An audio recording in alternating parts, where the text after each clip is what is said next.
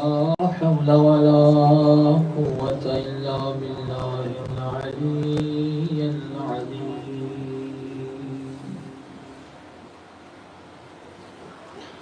حسبنا الله ونعم الوكيل، نعم المولى نعم النصير. أعوذ بالله من الشيطان الرجيم. ما شاء اللہ.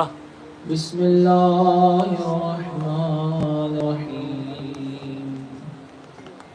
الحمد لله الذي لا يبلغ مدحته القائلون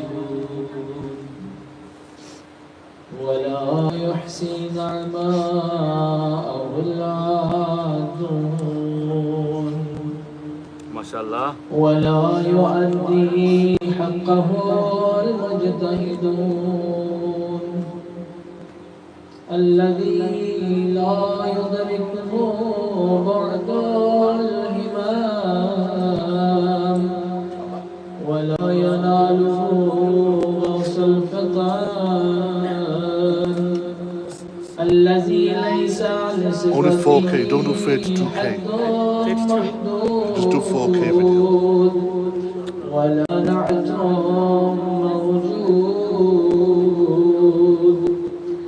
ولا أجل ممدود ولا وقت معدود فطر الخلائق قدرته ونشر الرياح برحمته. الصلاة والسلام على سيد الأنبياء والمرسلين شفيع المذنبين أنيس الغريبين رحمة للعالمين. أعني العبد المؤيد الرسول المسدد والمصطفى الأمجد أبا القاسم محمد.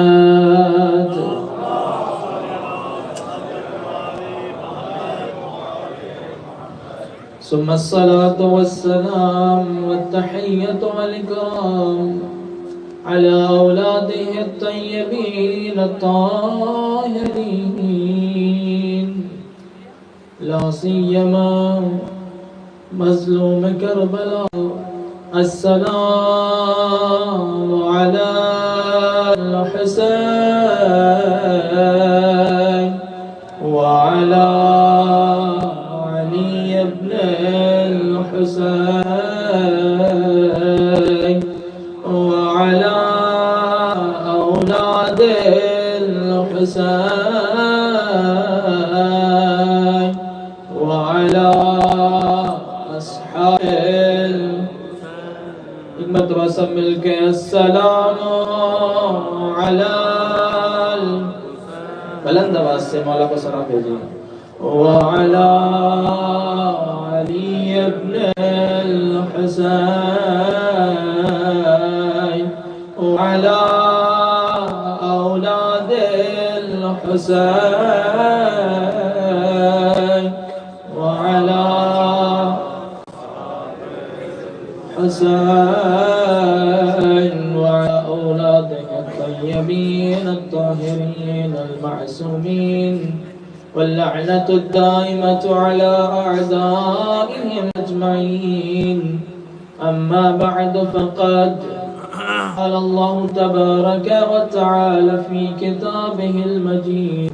بسم الله الرحمن الرحيم.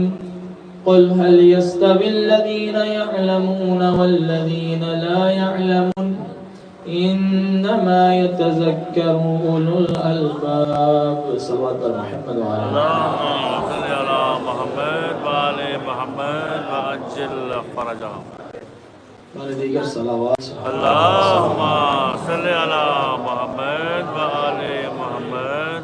واہ خالق کائنات آپ تمام مومنین کا احاطہ اپنی بارگاہ میں عبادت فرمائے. اللہ آمین. جس مومن مومنات نے التماس دعا کا پروردگارا تو تو دلوں کے راز جانتا ہے خدا سب کی دعاؤں کو قبول فرما. جتنے مومنین و مومنات تشریف فرمائے جو جو حاجات رکھتے ہیں خدا سب کی حاجات کو فرما. علی کے چاہنے والے حسین کا غم منانے والے دنیا میں جہاں جہاں موجود خدا سب کی حفاظت فرما. پروردگار اللہ اس عزاداری کے حبیب کی وارث یوسف زہرا امام زمان علیہ السلام کے ظہور میں تعجیل فرما. ہم سب کو امام علیہ السلام کی زیارت نصیب فرما. رحیم اللہ امام کے مقصد کو سمجھنے اور اس پر عمل کرنے کی توفیق عطا فرما. تمام دعاؤں کی قبولیت کے لیے بآواز بلند صلوات.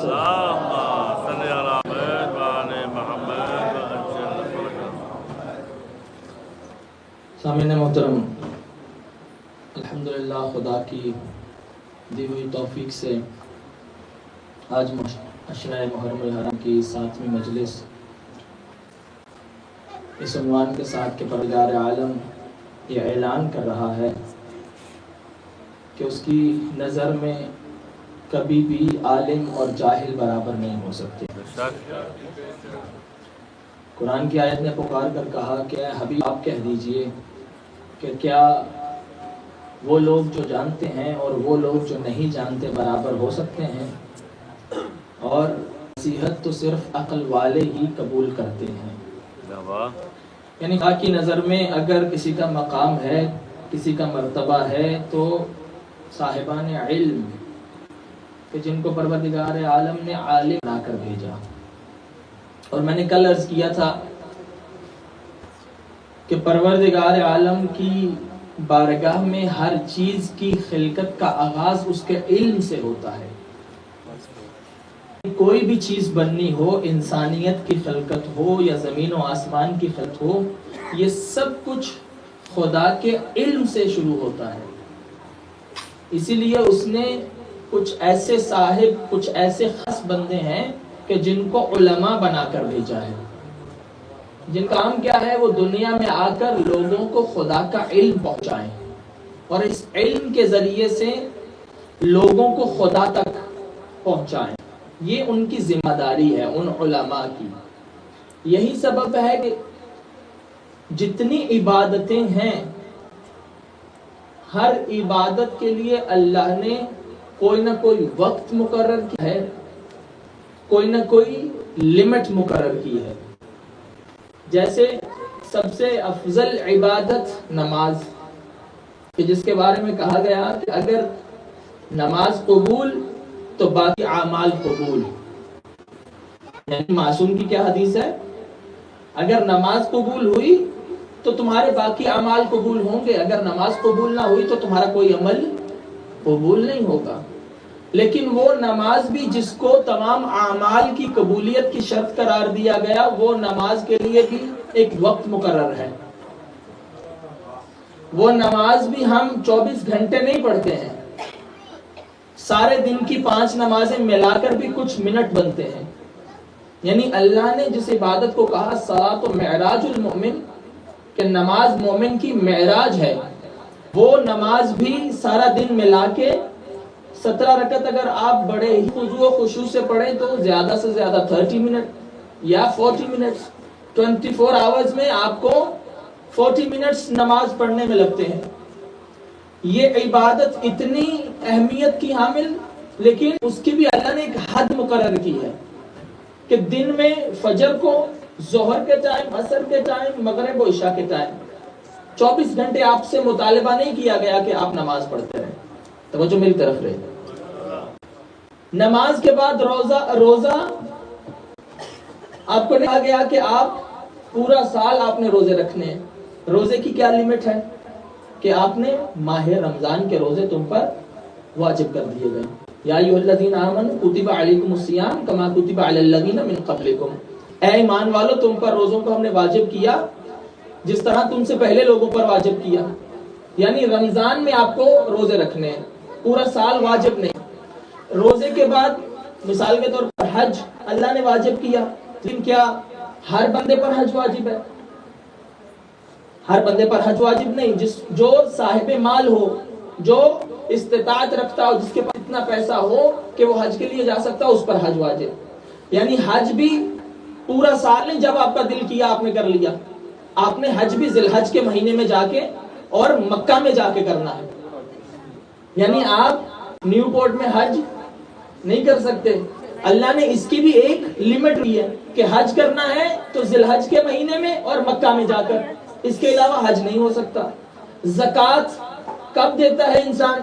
جب اس پاس اتنا مال آ جائے, اتنی بھیڑ بکریاں آ جائیں, اتنا سونا چاندی آ جائے کہ وہ حد نصاب تک پہنچ جائے. مثال کے طور پر کسی کے پاس 100 تولے سونا آ جائے, مثال کے طور پر مختلف جو اس کی حد نصاب ہے اس تک پہنچ جائے, پھر آپ زکوٰۃ دیں. توجہ ہے آپ سب؟ نماز کے لیے ایک ٹائم پیریڈ مقرر ہے, روزے کے لیے سال میں ایک مہینہ مقرر ہے, حج کے لیے ایک مہینے کے اندر آپ نے مکہ کے اندر ہی جا کے حج کر سکتے ہیں. زکوٰۃ وہ جس کے پاس اتنا مال ہو, ہر بندے پر واجب نہیں. اور اس کے بعد جہاد تب واجب ہوگا جب نبی اور امام کہے. ہر بندے پر جہاد واجب نہیں, بیمار پر جہاد واجب نہیں, عورت پر جہاد واجب نہیں. ہر عادت میں اللہ نے کوئی نہ کوئی ٹائم پیریڈ اور لمٹ رکھی ہے. لیکن یہ واحد علم ہے کہ جس کے لیے نبی نے کہا اطلب العلم من المہد الی اللحد, کہ علم حاصل کرو ماں کی گود سے لے کے عمر کی لحد تک. ٹائم پیریڈ مقرر, لمٹ مقرر. نماز اس ٹائم پڑھ سکتے ہو, اس ٹائم نہیں. روزہ اس ٹائم رکھ سکتے ہو واجب, رمضان کے بعد واجب روزہ نہیں. حج مکہ میں جا کے کر سکتے ہو. اور پھر ہر عبادت کے لیے ایک عمر مقرر ہے. نماز کس پہ واجب ہے؟ جو مرد اگر 15 سال, عورت اگر 9 سال, یعنی اس سے چھوٹے بچے پر واجب نہیں ہے. روزہ اسی طرح بالغ ہوگا تو واجب. حج اگر مال آ جائے گا تو واجب, اگر مال نہیں ہے تو حج واجب نہیں ہے. زکوٰۃ مال ہوگا تو دے گا. اگر نبی بلائے گا, امام بلائے گا تو جہاد واجب. لیکن علم کے لیے کہا گیا کہ علم میں نہ کسی عمر کی قید ہے. یہ نہیں کہا گیا جوان ہوگے تو علم حاصل کرو, کہا ماں کی گود سے لے کے قبر کی لحد تک حاصل کرو. یعنی علم کی اہمیت یہ ہے کہ علم سے کسی کو چھٹی نہیں ہے. علم سے کسی کو چھٹی نہیں دی گئی کہ اگر کوئی بچہ ہے نہ حاصل کرے. نبی نے کہا ماں کی گود سے لے کے قبر کی لحد تک علم حاصل کرو. کہا علم حاصل کرو چاہے تمہیں چین جانا پڑے. علم حاصل کرنا, طلب العلم فریضۃ علی کل مسلم و مسلم. علم حاصل کرنا ہر مسلمان مرد اور عورت پر واجب ہے. جہاد میں کہا گیا کہ عورت پر جہاد واجب نہیں ہے. جب معصوم سے پوچھا گیا مولا عورت کا جہاد کیا ہے, کہا جہاد المرأۃ حسن التباعد. عورت کا جہاد یہ ہے کہ وہ بہترین طریقے سے اپنے گھر کی دیکھ بھال کرے.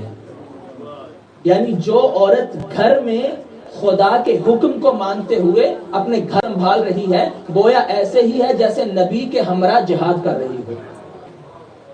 توجہ فرما رہے ہیں؟ ہر عبادت کے لیے لمٹ ہے, مگر علم کے لیے کوئی لمٹ نہیں ہے. کائنات میں 2 چیزیں ایسی ہیں کہ جن کے لیے کوئی عمر کی قید نہیں ہے, لمٹ نہیں ہے. ایک کہا گیا علم کہ ماں کی گود سے لے کے قبر کی لحد تک علم حاصل کرو. اور علم ایسی حقیقت ہے کہ جسے اللہ نبی جو سید المرسلین ہے, جو عقل کل ہے, جو علم کل ہے, اللہ اسے بھی کہتا ہے میرا نبی تو بھی دعا مانگ, کل رب زدنی علما. وہ نبی کہ جو پڑھانے آیا ہے, جو علم خدا کا وارث ہے, اللہ اسے بھی کہتا ہے نبی تو بھی دعا مانگ کہ اے اللہ میرے علم میں اضافہ فرما دے. یعنی علم ایسی حقیقت ہے کہ اس سے کسی قرار نہیں ہے. لیکن میں نے عرض کیا تھا کہ علم کون سا علم؟ وہ علم جو تمہیں خدا کی طرف لے کے جائے. وہ علم نہیں کہ جو تم پڑھ جاؤ تو تم ماں باپ کے نمان ہو جاؤ. وہ علم نہیں کہ تم پڑھ جاؤ تو تم تکبر میں جاؤ, غرور میں آ جاؤ. اچھا, ایک حقیقت علم کی یہ ہے کہ رسول اللہ نے فرمایا ماں کی گود سے لے کے قبر کی لحد تک کیا کرو؟ علم حاصل کرو. یعنی تم جتنا مرضی پڑھ لکھ جاؤ, یہ واحد علم ہے جس میں انسان فارغ و تحصیل نہیں ہوتا. یہ واحد علم ہے کہ جس میں انسان یہ نہیں کہہ سکتا کہ میں اب عالم ہو گیا, کیونکہ نبی نے بتایا کہ ماں کی گود سے لے کے قبر کی لحد تک تم پڑھتے رہو یعنی تم طالب علم ہی رہو گے. اسی لیے جس کے پاس جتنا زیادہ علم آ جاتا ہے وہ متکبر نہیں ہونا چاہیے، اسے اتنا زیادہ خاضع ہو جانا چاہیے، اسے اتنا زیادہ ڈاؤن ٹو ارتھ ہو جانا چاہیے. کیوں؟ علم انسان کو خدا تک لے کے جاتا ہے. اب جب حقیقت علم کی طرف دیکھیں گے کہ پروردگارہ علم ہے کیا، اس نے کہا میرے نبی نے تمہیں بتایا کہ ہر مرد اور عورت پر ماں کی گود سے لے کے قبر کی لہر تک علم حاصل کرنا واجب ہے. یعنی نہ بچے کو چھٹی ہے، نہ جوان کو چھٹی ہے، نہ بوڑھے کو، نہ مرد کو، نہ عورت کو، ہر شخص پر علم حاصل کرنا واجب ہے. رسول اللہ یہ تو بتا دیا کہ ماں کی گود سے لے کے قبر کی لہر تک علم حاصل کرو، یہ بھی بتا دیں علم ہے کیا. نبی نے پھر اعلان کیا انا مدینۃ العلم وعلی بابھا، کہ اگر علم چاہیے یا نبی کے دروازے پہ جانا یا علی کے دروازے پہ آنا.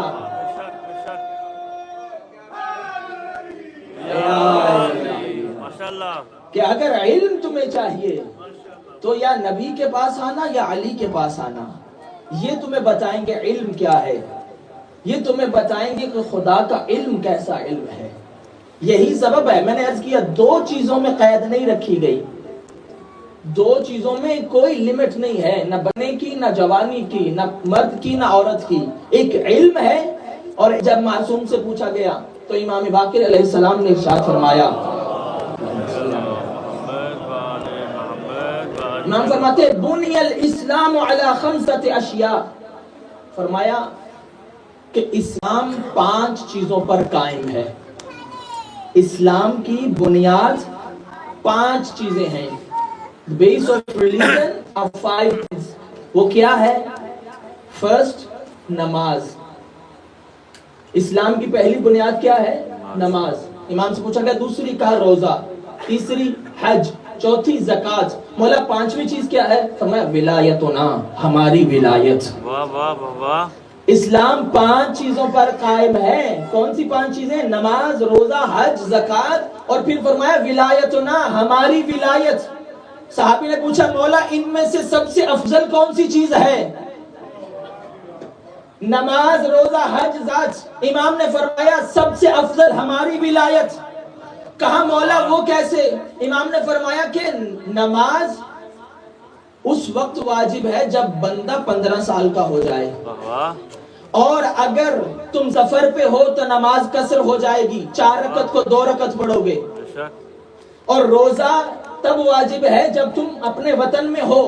اگر تم سفر پہ ہو تو تم پہ روزہ واجب نہیں، قضا ہو جائے گا، تم اس کو بعد میں رکھو گے. حج اگر تمہارے پاس مال ہے تو تم حج کرو گے. زکات اگر مال ہے تو دو گے. لیکن امام فرماتے ہیں ہماری ولایت اگر بچہ ہے اس پہ بھی واجب، اگر بڑا ہے تو اس پہ بھی واجب، اگر جوان ہے اس پہ بھی واجب، مرد ہے اس پہ بھی واجب، عورت ہے اس پہ بھی واجب. کام سے اللہ نے تمہیں چھٹی دی ہے لیکن ہماری ولایت کے بغیر کچھ قبول نہیں ہوگا.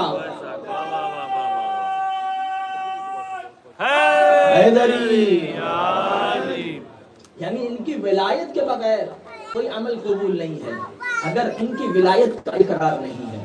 بس 2 چیزیں، علم اور ولایت اہل بیت. اسی لیے اللہ نے علم کو بھی اہل بیت کے ساتھ مختص کر دیا، اہل بیت کے ساتھ خاص کر دیا. یہی سبب ہے روایتیں کہتی ہیں کہ لوگ آ کر میرے مولا کا امتحان لیتے تھے. وہی عرب کے جاہل بدو کہ امیر کائنات سے آ کے کیسے سوال پوچھتے تھے کہ مولا یہ بتائیے میرے سر کے بال کتنے ہیں، یہ بتائیے مولا کہ میرے ہاتھ میں کیا ہے. وہ علی جو زمین پہ بیٹھ کے کہے سلونی سلونی قبل ان تفدونی انی عالم طرق السماوات والارض، کہ میں زمین سے زیادہ آسمانوں کے راستے بہتر جانتا ہوں. اس علی سے آ کے پوچھتے ہیں میرے سر کے بال کتنے ہیں، میرے ہاتھ میں کیا ہے. کچھ لوگوں نے منصوبہ بنایا کہ اب مولا کے پاس جائیں گے اور نعوذ باللہ علی کو شرمندہ کر کے آئیں گے. انہوں نے کہا 10 لوگ جمع ہوئے اور انہوں نے ایک منصوبہ بنایا کہ ہم مولا کے پاس جائیں گے، ایک ایک کر کے جائیں گے. جب مولا مسجد میں بیٹھے ہوں گے تو مولا سے جا کے ایک ہی سوال پوچھیں گے اور انہیں کہیں گے ہمیں مختلف جواب دو. ایک ہی سوال پوچھیں گے لیکن جواب مختلف ہونے چاہیے. اب روایتیں کہتی ہیں کہ آئے سارے جمع ہو میرے کائنات کے پاس کہ یا علی ہمارا کچھ سوال ہے. ایک شخص آیا, مسجد بھری ہے, اصحاب بیٹھے ہیں, میرے مولا نے کہا پوچھو. کہنے لگے یا علی یہ علم افضل ہے یا مال؟ علم افضل ہے یا مال؟ امیر کائنات نے فرمایا علم افضل ہے. کہا کیوں یا علی؟ میرے مولا نے فرمایا اس لیے کیونکہ مال فرعون کی وراثت ہے, علم انبیاء کی وراثت ہے. آپ بیدار ہیں؟ امیر کائنات منبر سلونی کا خطیب بول رہا ہے کہ کون علی؟ کہا یا علی علم افضل ہے یا مال؟ کہا علم. کہا چونکہ علم انبیاء کی وراثت ہے, مال فرعون کی وراثت ہے. وہ بیٹھ گیا. اتنی دیر میں دوسرا شخص کھڑا ہوا, یا علی علم افضل ہے یا مال؟ مولا نے فرمایا علم افضل ہے. کہا یا علی دلیل کیا ہے؟ مولا فرماتے اس لیے کہ علم تمہاری حفاظت کرتا ہے اور مال کی تمہیں حفاظت کرنا پڑتی ہے. کیا بات. اب اسے بھی جواب ملا, یہ بھی مایوس ہو کے بیٹھ گیا. تھوڑی دیر گزری, تیسرا کھڑا ہوا, یا علی میرا سوال ہے. کہا پوچھو. مولا علم افضل ہے یا مال؟ کہا علم افضل ہے. کہا کیا دلیل ہے؟ مولا فرماتے اس لیے کیونکہ علم بانٹنے سے زیادہ ہوتا ہے, مال بانٹنے سے کم ہو جاتا ہے. اب اس نے بھی سوال کا جواب لیا, بیٹھ گیا. چوتھا کھڑا ہوا, یا علی علم افضل ہے یا مال؟ مولا نے فرمایا علم افضل ہے. کہا کیوں؟ دلیل کیا ہے؟ مولا فرماتے اس لیے کہ عالم کے دوست زیادہ ہوتے ہیں, مالدار کے دشمن زیادہ ہوتے ہیں. اب جب 4-5 کو جواب ملا تو پریشان ہو گئے کہ یہ کیا ہوا؟ ہم تو علی کو نعوذ باللہ رسوا کرنے آئے تھے کہ علی سے ایک ہی سوال پوچھیں گے. اتنے میں ایک اور کھڑا ہو گیا, یا علی میرا بھی سوال ہے. کہا علم افضل ہے یا مال؟ کہا علم افضل ہے. کہا کیا دلیل ہے؟ کہا دلیل یہ ہے کہ علم والے کو لوگ سخی سمجھتے ہیں, مال والے کو لوگ کنجوس سمجھتے ہیں. اب جب اسے جواب ملا تو ساتھ والے کو کہنے لگا کہ ہم جو سوچ کے تو ویسا تو نہیں ہوا. دوسرا کہتا ہے اس کا مطلب ہے نبی صحیح کہتے ہیں نا, مدینۃ العلم علی بابھا. کہا نبی نے ایسے تھوڑی کہا تھا کہ علی علم کا دروازہ ہے. اتنے میں ایک شخص مسجد میں داخل ہوا. اب لوگ طرف دیکھ رہے ہیں کہ لگتا ہے یہ بھی وہی سوال پوچھے گا. اب منصوبہ جو بنا کے آئے تھے کہ 10 لوگ علی سے مختلف ایک ہی سوال پوچھیں گے اور جواب مختلف ہونا چاہیے. وہ جب مسجد میں داخل ہوا اس نے لوگوں کو دیکھا, ہر بندہ اس کی طرف دیکھا. ایک مرتبہ زمین پہ بیٹھ گیا. لوگوں نے سوچا شاید اب یہ سوال نہ پوچھے. جب لوگوں نے اپنا رخ موڑا, پیچھے سے آواز ہے, یا علی میرا سوال ہے. کہا پوچھو. کہا علم افضل ہے یا مال؟ میرے مولا نے فرمایا علم افضل ہے. کہا یا علی دلیل؟ کہا اس لیے کہ مال جب تم مر جاتے ہو تو دنیا میں ہی رہ جائے گا, لیکن علم وہ ہے جو مرنے کے بعد بھی تمہارے ساتھ جائے گا.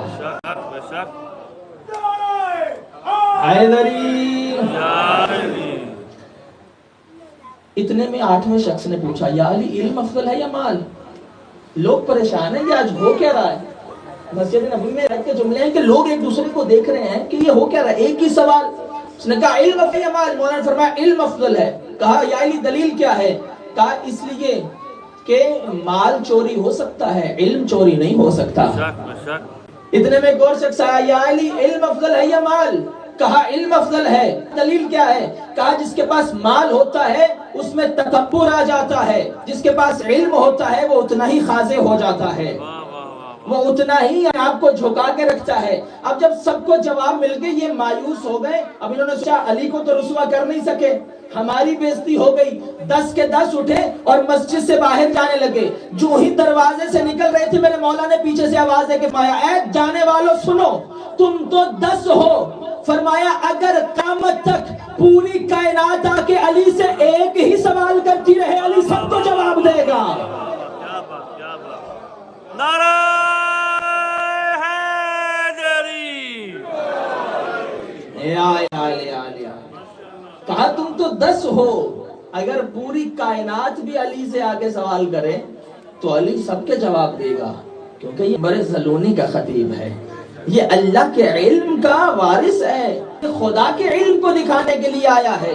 اسی لیے تو کبھی سوچا نہیں, فوراً جواب دے دیتے تھے.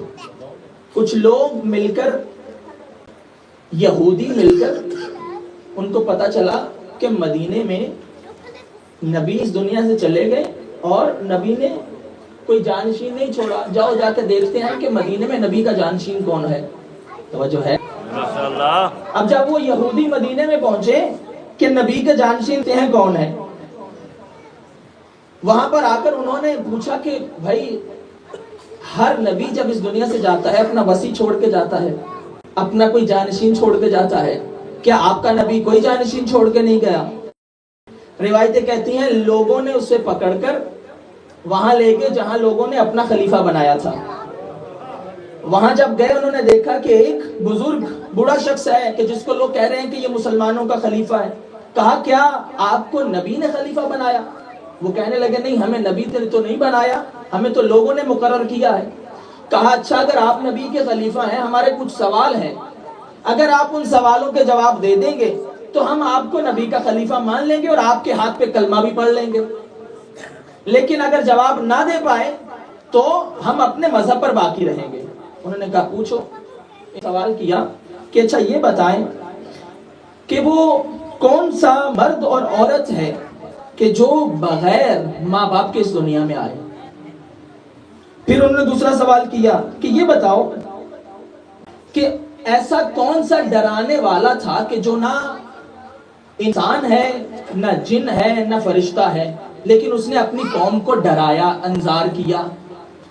کہنے لگے اچھا یہ وہ بتاؤ کہ ایسی وہ کون سی چیزیں ہیں کہ جو شکم سے پیدا نہیں ہوئی مگر کھاتی پیتی تھی.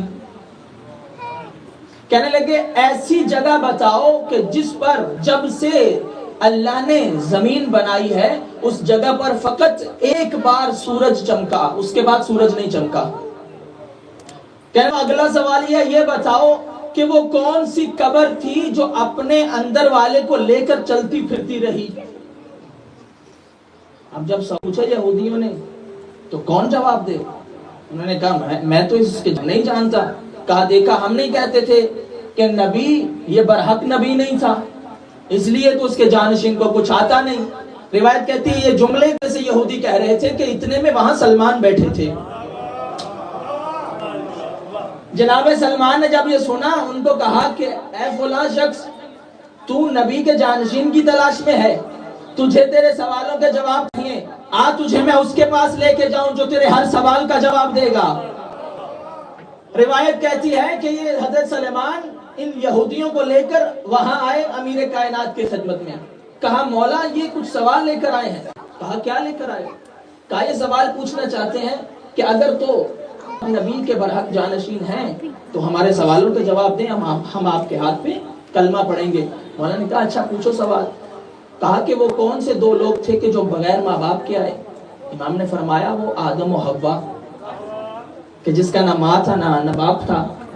فرمایا کہ کہنے لگے کہ اچھا یہ بتائیں کہ وہ کون سی ایسی مخلوق تھی جس نے اپنی قوم کو ڈرایا, لیکن نہ وہ انسان تھے, نہ جن تھے, نہ فرشتے تھے, نہ نبی تھے, نہ رسول تھے. مولا فرمانے لگے کہ وہ سلیمان کے دور میں جب سلیمان نبی اپنے لشکر کو لے کے جا رہے تھے اور جب چونٹیوں کے لشکر نے دیکھا کہ ایک سلیمان کا لشکر آ رہا ہے تو ان چونٹیوں کی جو سردار چونٹی تھی اس چونٹی نے اپنے لشکر کو کہا کہ جلدی سے اپنی بل میں چلے جاؤ, یہ سلیمان کا لشکر رہا ہے, کہیں ایسا نہ ہو کہ ہمیں کچل کے چلے جائیں. ہاں وہ سلیمان نبی کے دور میں چونٹیوں کا لشکر تھا اور اس چونٹی نہ وہ جن تھی, نہ فرشتہ تھی, نہ انسان تھی. اس نے اپنے لشکر کو ڈرایا, اس لیے یہ وہ ہے. وہ کہتے ہیں یقینا ہماری کتابوں میں بھی یہی جواب. اب روایت کہتی ہے یہی میرا مولا ایک دن جناب عمار کے ساتھ ایک جنگ میں شریک تھے کہ اتنے میں جناب عمار نے دیکھا کہ ایک چونٹیوں کا لشکر سامنے سے جا رہا ہے. دیکھا آپ نے کہ چونٹیاں جو ہوتی ہیں آنٹس وہ اکٹھی چلتی ہیں ایک لائن میں. عمار نے کہا کتنا بابرکت ہے وہ اللہ جو ان چونٹیوں کی تعداد کو جانتا کہ یہ کتنی ہے. میرے مولا نے ایک دفعہ عمار کی طرف دیکھا, کہا عمار کتنا بلند ہے وہ بندہ کہ جو ان چونٹیوں کی تعداد تو کیا وہ یہ بھی جانتا ہے ان میں نر کتنی ہے مادہ کتنی ہے. کہا مولا وہ کون سا بندہ ہے؟ کہا تمہارا امام ہر سب کچھ جانتا ہے. جب یہ کہنا تھا تو حضرت عمار نے کہا مولا مجھے اجازت دیں کہ میں ان چونٹیوں سے کلام کر سکوں. میرے مولا نے ہاتھ پھیرا، عمار نے چونٹیوں سے ان کی زبان میں بات کی. کہا سلیمان نبی کے دور میں جب ان کا لشکر آیا تھا تو چونٹیوں کی سردار نے کہا تھا کہ ساری چونٹیاں اپنی اپنی بلوں میں گھس جاؤ کہ یہ لشکر تمہیں کچلتا ہوا چلا جائے گا. لیکن آج کیا ہوا کہ ساری چونٹیاں اپنی بلوں سے باہر آ رہی ہیں. تو چونٹیوں کی سردار نے عمار سے کہا کہ اے عمار اس وقت تھا سلیمان لشکر، یہ ہے علی کا لشکر. ساری چونٹیاں اس لیے باہر آ رہی ہیں تاکہ علی کی زیارت کر سکیں.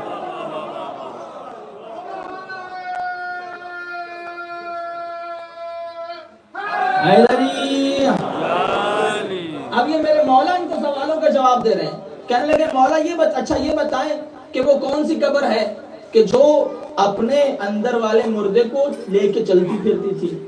امام نے فرمایا کہ حضرت یونس جو مچھلی کے پیٹ میں تھے، اللہ نے اس مچھلی کو 40 دن تک حضرت یونس اس کے پیٹ میں رہے اور مچھلی پورے دریا میں چکر لگاتی رہی.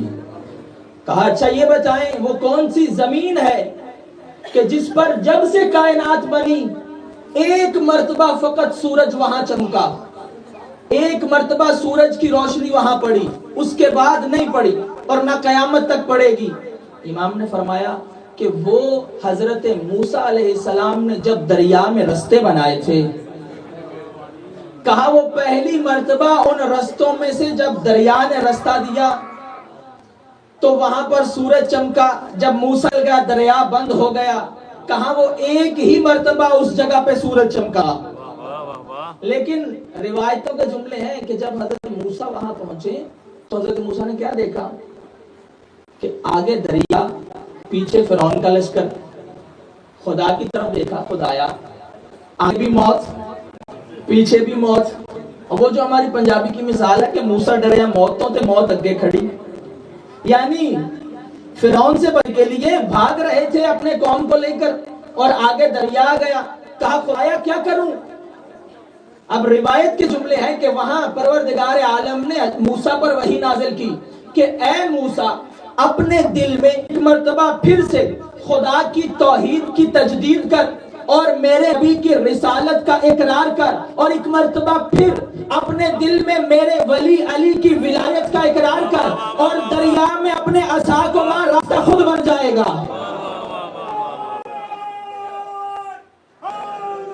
یا علی علی علی. اب حضرت موسیٰ نے جو ہی اقرار کیا دوبارہ تجدید کی، ایک مرتبہ عصا مارا، راستہ بنا.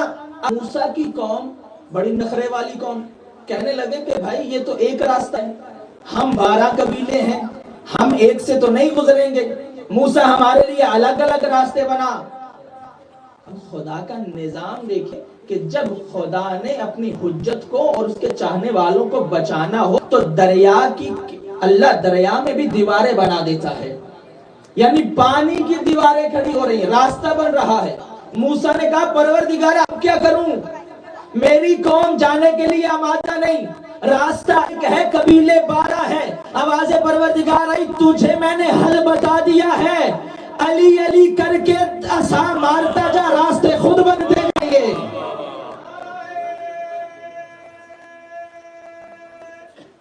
حیدری نعرہ تکبیر، نعرہ رسالت، نعرہ حیدری، یا علی علی نعرہ سلوات، اللہ صلی علی.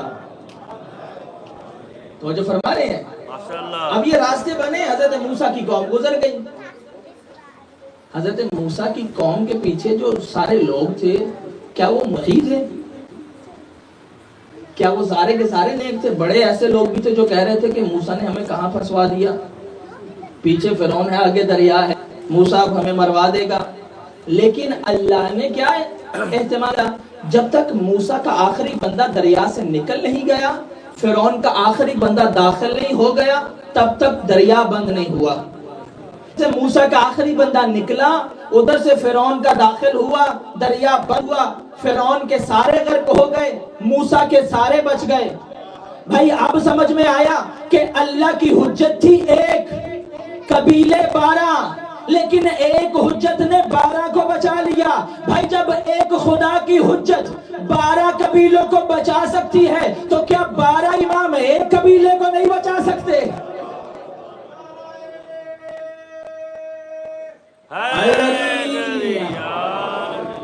اب میرے مولا سے سوال کر رہے ہیں، مولا ہر سوال کا جواب دیتے جا رہے ہیں۔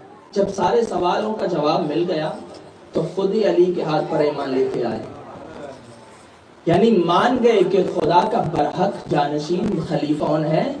علی امیر المومنین ہے۔ اس لیے خدا نے ان کو ایسا علم دیا تاکہ یہ لوگوں کو ہدایت دے سکے، لوگوں کو خدا کی طرف بلائیں۔ اور ہمارا چونکہ موضوع ہی اور اہل بیت ہے کہ اہل بیت علم کی روشنی میں کیا ہے اور علم اہل بیت کے کلام میں کیا ہے۔ بس علم اللہ نے خاص کیا اہل بیت کے ساتھ، جو علم اللہ نے انہیں عطا کیا وہ کائنات میں کسی کے پاس نہیں ہے۔ روایتیں کہتی ہیں کہ یہی سبب ہے حشام بن حکم نے امام محمد باقر علیہ السلام کو، اللہم صلی علی محمد، حشام بن عبد الملک، اس نے امام علیہ السلام کو شام میں دعوت دی کہ آپ شام میں آئیے۔ امام علیہ السلام جب وہاں پہنچے تو امام علیہ السلام نے دیکھا کہ وہاں کے جو عیسائی ہیں وہ ایک پہاڑ کی طرف جا رہے ہیں۔ امام علیہ السلام نے پوچھا کہ یہ عیسائی پہاڑ کی طرف کیا کرنے جا رہے ہیں؟ تو لوگوں نے کہا کہ ان عیسائیوں کا ایک عالم پر ہے کہ جو سال میں ایک مرتبہ پہاڑوں میں وہ غار میں رہتا ہے، سال مرتبہ باہر نکلتا ہے، یہ سارے عیسائی اپنے سوال لے کے وہاں جاتے ہیں اور ان سے سوال پوچھتے ہیں اور وہاں سے اپنا علم لے کر آتے ہیں، دین لے کر آتے ہیں۔ علیہ السلام اپنے سر کو ڈھانپا، ان کے ساتھ امام بھی پہاڑ پہ چلے گئے۔ اب جب امام علیہ السلام وہاں پہنچے تو روایت کہتی ہے کہ وہ عیسائیوں کا پادری، وہ عالم، وہ جو ہی باہر آیا اس نے دیکھا، ایک مرتبہ اپنے لوگوں پہ نگاہ دوڑائی اور اس کی نگاہ وہاں رکی جہاں رکنی چاہیے تھی، لوگوں کی طرف دیکھ رہا تھا اور دیکھتے ہوئے ایک مرتبہ امام باقر علیہ السلام پر اس کی نگاہیں رک گئیں۔ امام سے کہنے لگا کہ آپ ہماری امت سے تو نہیں لگتے، اور امام سے پوچھا انت من امت المرحومہ، کیا آپ رحمت والی امت میں سے ہیں؟ امام علیہ السلام نے فرمایا ہاں میں امت مرحومہ یعنی مسلمان ہوں۔ امام سے کہنے لگا کیا آپ اس امت کے علماء میں سے ہیں یا جاہلوں میں سے ہیں؟ توجہ چاہتا ہوں، آپ اس امت کے علماء سے ہیں یا جاہلوں میں سے ہیں؟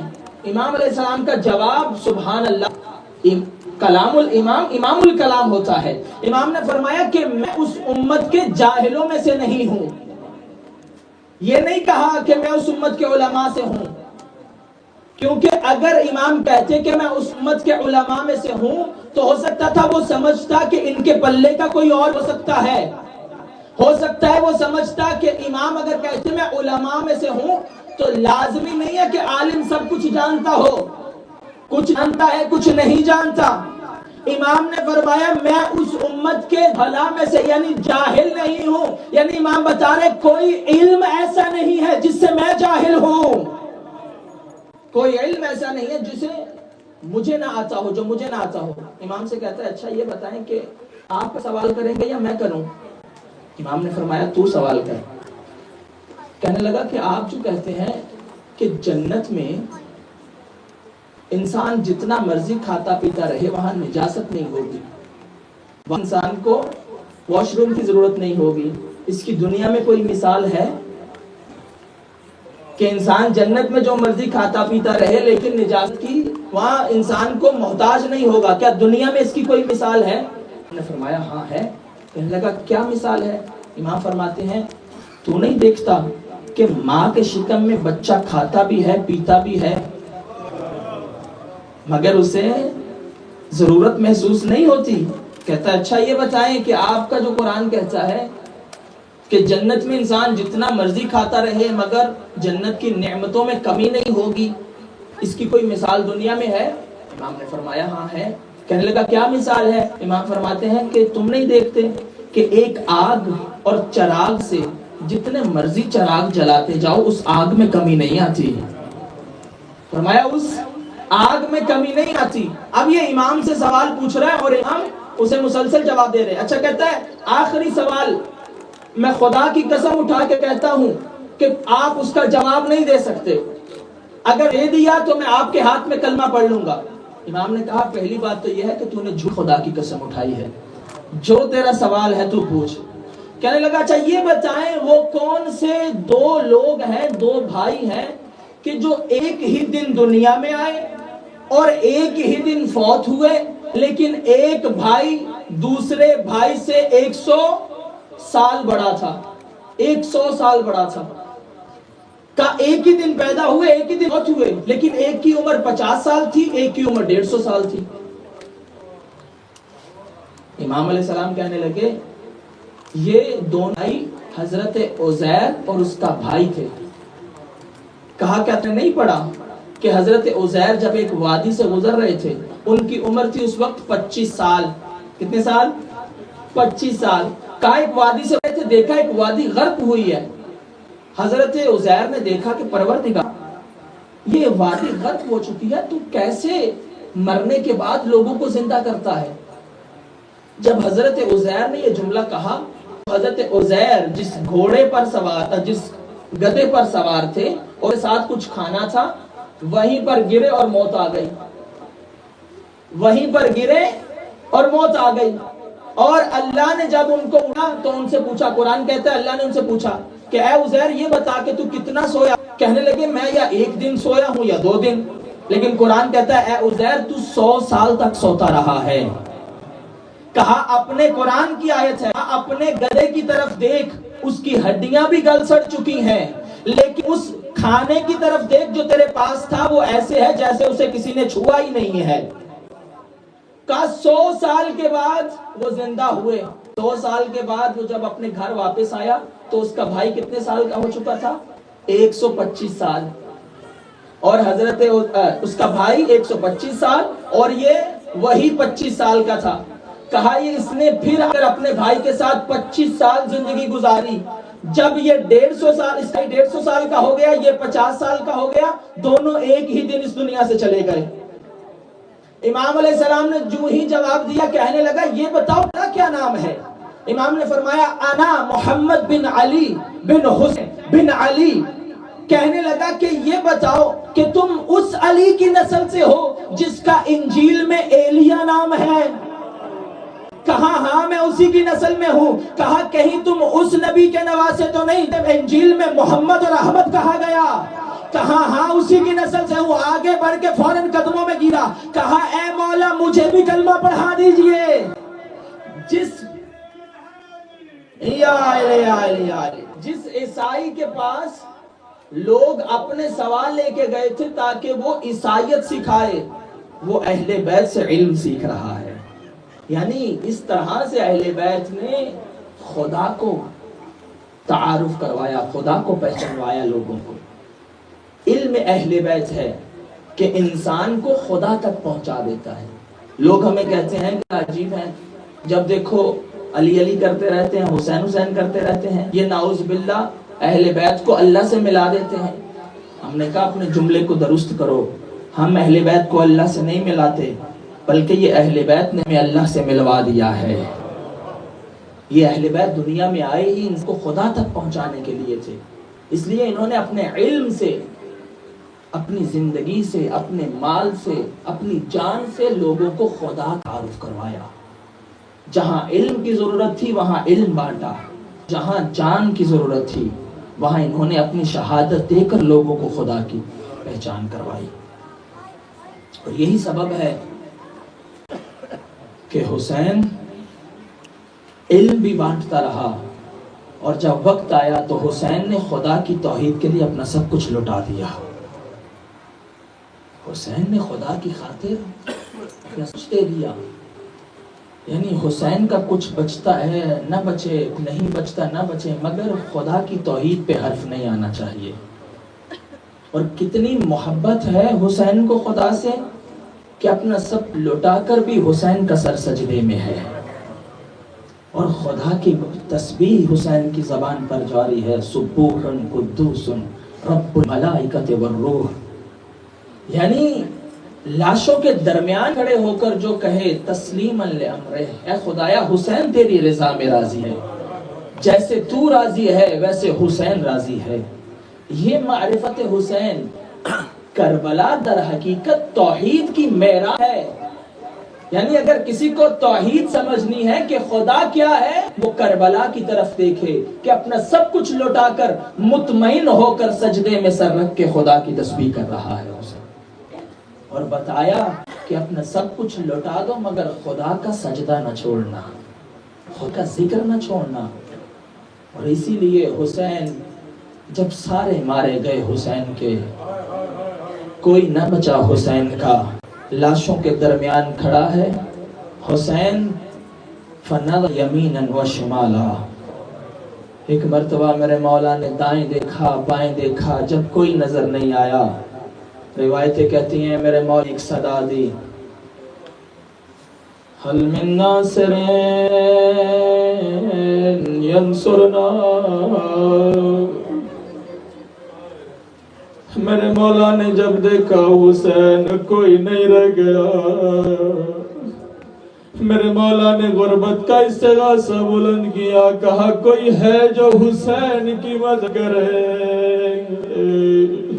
اپنے ذہنوں کو آمادہ کریے عزادارو، اصغر کا پرسہ دینا ہے. کہوں گا میرے مولا آپ کا اکبر مارا گیا، آپ نے حل من ناصر نہیں کہا. آپ کا قاسم مارا گیا، آپ نے حل من ناصر نہیں کہا. آپ کا عباس مارا گیا، آپ نے حل من ناصر نہیں کہا. مولا کیا آپ کو زخم زیادہ لگ گئے اس لیے مدد مانگ رہے؟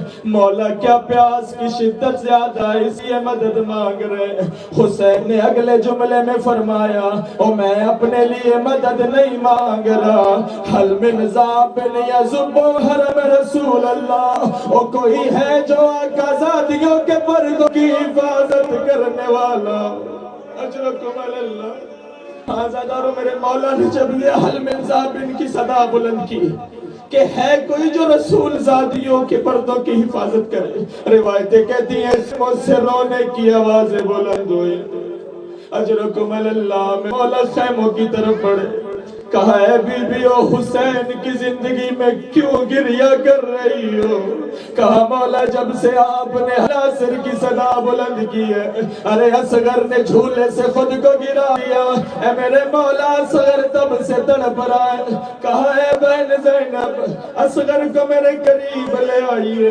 روایتیں کہتی ہیں میرے مولا نے جناب اصغر کو اٹھایا، کہا زینب ایک سفید کپڑا لایا جائے. میرے مولا نے اصغر کو سفید کپڑے میں لپیٹا. اور میں کہوں گا مولا کسی کے ساتھ ایسا نہیں کیا. اور شاید حسین کہیں گے اور بس یہی تو ہے جسے میں نے دفنانا ہے. اور اصغر کے لاشے کو اس کی زندگی میں کفن پہنا رہا ہے حسین.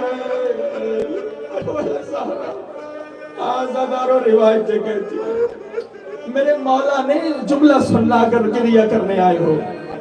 میرے مولا نے ہر اس انسان کو اتنی دیر تک رکھا جتنی دیر تک وہ بھوک پیاس برداشت کر سکتا تھا. میرے مولا نے سب سے پہلے اصحاب کو بھیجا تاکہ حسین کے پاس پانی نہیں ہے. ہونا تو یہ چاہیے تھا نا حسین اپنے مہمانوں کو روکے رکھتا، اپنے جوانوں کو پہلے بھیجا. لیکن علامہ علی نقی لکھتے ہیں، کہتے ہیں کہ کربلا میں زندگی الٹ ہو چکی تھی. کربلا میں مرنا آسان تھا، جینا مشکل تھا. حسین نے پہلے اپنے صحاب کو بھیجا، جاؤ میرے صحاب میرا نانا تمہارے لیے حوض کوثر لیے کھڑا ہے. اس کے بعد اپنے جوانوں کو بھیجا. میں کہوں گا مولا یہاں تک تو سمجھ میں آتا ہے آپ نے پہلے صحاب کو بھیجا، آپ نے آخر میں عباس کو بھیجا، اور جس میں جتنی طاقت اس کو اتنی دیر بعد بھیجا. اور میرے مولا مگر یہاں سمجھ نہیں آتی اور سب سے آخر میں اصغر کو لے کے چلے. اور کس طرح سے پیاس کو برداشت کیا میرے مولا نے. اجرکم الزہرا روایتیں کہتی میرے مولا اپنی ابا کے دامن میں چھپا کے اصغر کو چلے اور وہاں جہاں پر لعین موجود ہے روایتیں کہتی ہیں دور سے ظلم دیکھ کے کہتے ہیں لگتا ہے حسین قرآن لے کے ارے جو ظالموں کی نظر میں قرآن ہو ماں کی نظر میں کیا ہوگا حاضر روایت کہتی ہے مولا نے ابا کا دامن ہٹایا ایک مرتبہ کہا ظالموں اگر تمہاری نظر میں کوئی مجرم ہے تو حسین اور اصغر کا کیا قصور اور کیا تم دیکھ نہیں رہے میرے اصغر کے ہونٹ خشک اجرکم الزہرا اجرکم الزہرا آزادارو شرما کے نہ رونا روایتیں کہتی ایک مرتبہ حسین کے ہاتھوں پہ علی اصغر میرے مولا نے ایک جملہ کہا وَلَا تَرَوْنَ كَيْفَ يَتَلَزَّا اگر گریہ کر رہے ہو تو دیکھنا میری طرف میرے مولا نے کہا کہ تم دیکھ نہیں رہے کیسے اصغر تلزی کر رہا تلزی کسے کہتے ہیں عربی میں تلزی اس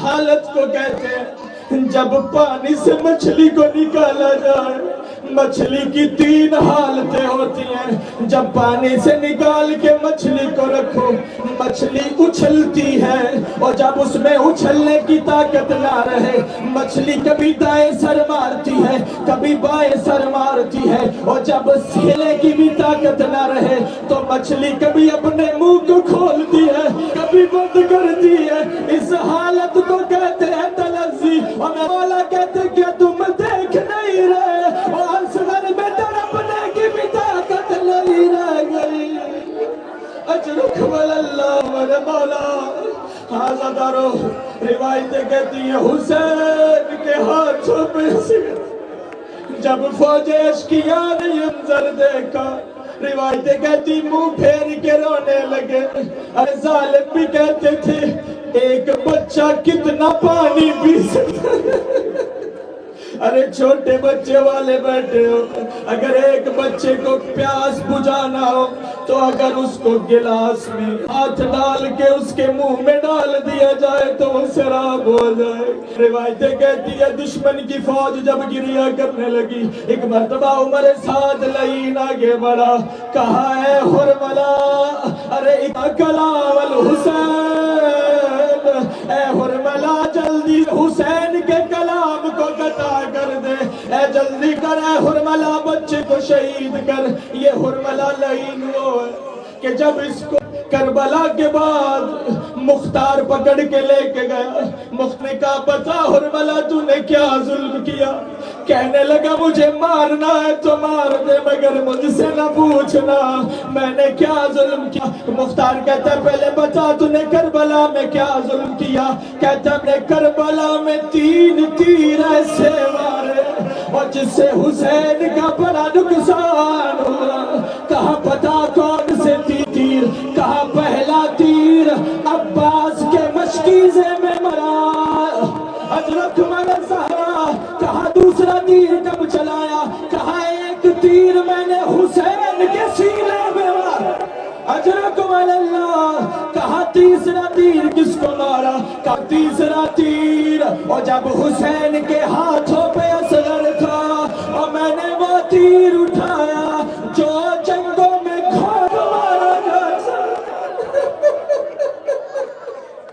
روایتیں کہتی ہے اس ظالم نے تیر اٹھایا تیر کا نشانہ لیا اس کے ہاتھوں سے تیر زمین پہ گر گیا اور دوسری مرتبہ تیر اٹھایا نشانہ لیا تیر نیچے گر گیا عمر سعد کہتا ہے حرملا میں تو تجھے بڑا بہادر سمجھتا تھا اور تجھ سے ایک بچہ قتل نہیں ہوتا حرملا کہتا ہے اور میں کیا کروں اور جب بھی اصغر کے گلے کا نشانہ لیتا ہوں اور ایک برکے والی بیوی اور سر پہ قرآن رکھ کے کہتی ہے اے حرملا اپنا تیر بھی دے اجرکم اللہ زیادہ رو میں نے ختم کر دیا مسئلہ روایتیں کہتی ہے اس ظالم نے اپنی آنکھوں کو بند کر کے ایک مرتبہ تیر کو چلانا تھا، اسے شعبہ تیر اصغر کا ننھا گلا،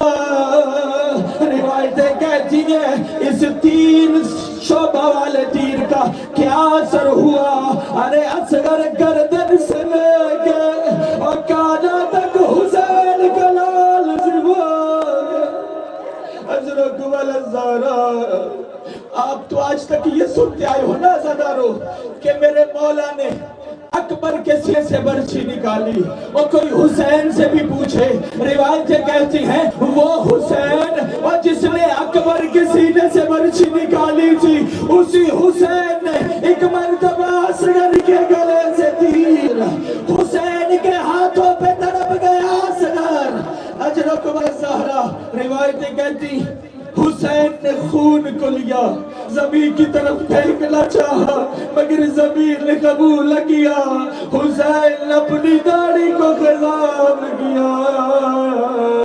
ایک مرتبہ سوچا ماں کو دکھانے کے لیے لے جاتا ہوں، روایتیں کہتی ہیں میرے مولا کچھ قدم آگے بڑھے، علماء پڑھتے ہیں میرے مولا نے جتنے بھی فیصلے کیے مدینہ سے لے کربلا تک حسین کسی میں ڈگمگایا نہیں، حسین کا صبر کسی میں آزمایا نہیں گیا، حسین نے جو فیصلہ کیا اس پہ عمل کیا، لیکن میرے مولا کی کیا غربت، ارے سوچا اصغر کو لے کے خیموں میں جاتا ہوں، 7 مرتبہ آگے بڑھا، 7 مرتبہ پیچھے ہٹا، ارے ماں سے کہہ کے آیا تھا پانی پلانے لے جا رہا ہوں، ارے ماں کو کیا دکھاؤں گا، حاضر حسین میرے مولا خیموں کے باہر آئے، خیموں کے باہر آ کے ایک مرتبہ میرے مولا نے آواز دیا رباب، میرے مولا نے جو ہی آواز دی روایتیں کہتی ہیں سکینہ جلدی سے دوڑتی ہوئی ہے، کہا بابا اصغر کو پانی پلا دیا اور تیری سکینہ پیاسی رہ گئی، اور کہا ایسا پانی پی کے آیا ہے کہ اب اصغر پانی نہیں مانگے گا۔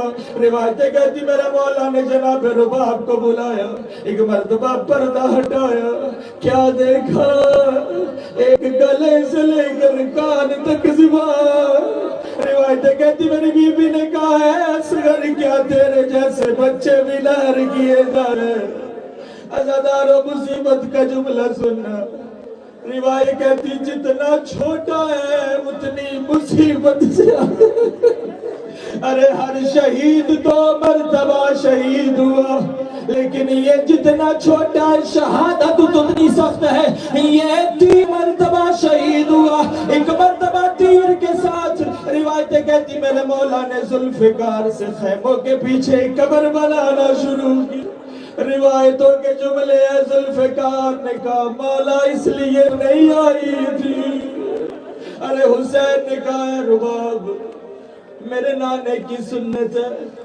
جب کسی کو دفن کر دو تو قبر بند کرنے کے بعد قبر پر پانی ڈالا جاتا ہے، روایتیں کہتی میرے مولا نے کہا ہے رباب حسین کے پاس تو اتنا بھی پانی نہیں کہ اصغر کی قبر پہ ڈال سکے، ہاں زیادہ سنتے ہو نا بڑا گرم دن تھا کربلا کا، لیکن روایتیں کہتی ہیں کہ حسین نے ذوالفقار سے قبر کھودا اور ایک مرتبہ اصغر کا ننھا سا بدن حسین نے قبر کے اندر رکھا، اللہ جانے حسین گرم ریت کو کیسے اصغر پہ ڈال رہا ہوگا۔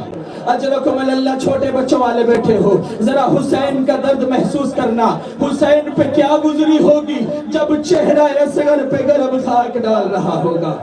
اجرکم اللہ بس ختم کر دی میں نے مجلس، روایتیں کہتی میرے مولا نے دفنایا، ایک مرتبہ جیسے بچہ ماں کے ساتھ لپٹ جاتا ہے، حسین اصغر کی قبر پہ گر گیا، حسین گریا کرتا جا رہا ہے، روایتیں کہتی سب کو شہید کر دیا گیا، آ گیا 11 محرم کا دن، اور ظالموں نے کہا کہ ہم نے 72 کو مارا تھا مگر ایک سر نہیں ملتا، اس لعین نے 40 نیزہ بردار جن کے ہاتھوں میں نیزے کربلا کی زمین پہ چھوڑ دیے، ایک کہتے میں نے حسین کو دیکھا تھا خیموں کے پیچھے کسی کو چھپا رہا تھا.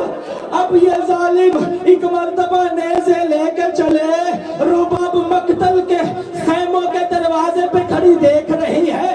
ارے زمین میں نیزے